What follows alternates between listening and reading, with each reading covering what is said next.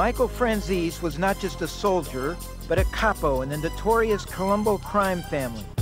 He spent the better part of a decade in federal prison on charges including tax fraud, racketeering, and parole violations. I grew up in New York where there are 5 organized crime families. My dad was a underboss in the Colombo crime family back in the 1960s. I went to see my dad in Leavenworth, and I said, Dad, listen, I don't want to go to school anymore. During the course of that visit, he said to me, listen, if your mind is made up and you don't want to go to school, then if you're going to be on the street, I want you to be on the street in the right way. And that's how it started for me. Michael Franzese was a made member of organized crime. His main forte was making money for the mob. In a very short period of time, Michael Franzese made over $300 million for the Colombo organized crime family. By far the biggest and most lucrative business enterprise that I got involved in was the wholesale gasoline business. In a nutshell, we devised a way to sell the gas, collect the taxes, and not pay the taxes. I was there to be in business and to make money, real money. How much money do you think you and Michael with your gang stole in your operation?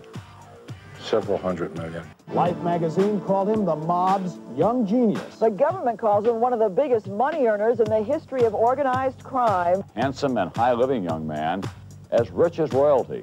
And royal he is, a prince of the mafia.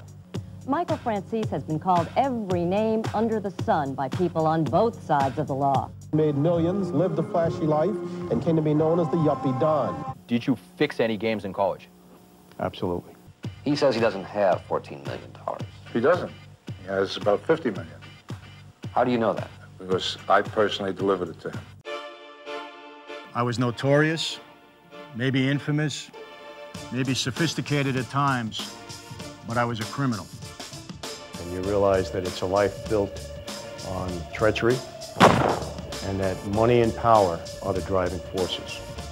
I really questioned the life and my commitment to that life at that moment.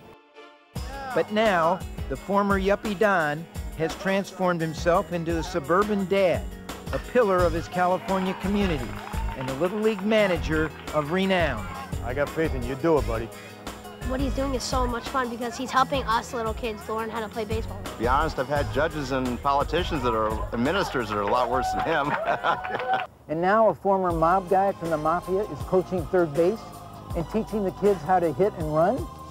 What's so weird about that? This is what Little League's all about, how someone can turn around their life. What an example for children this is.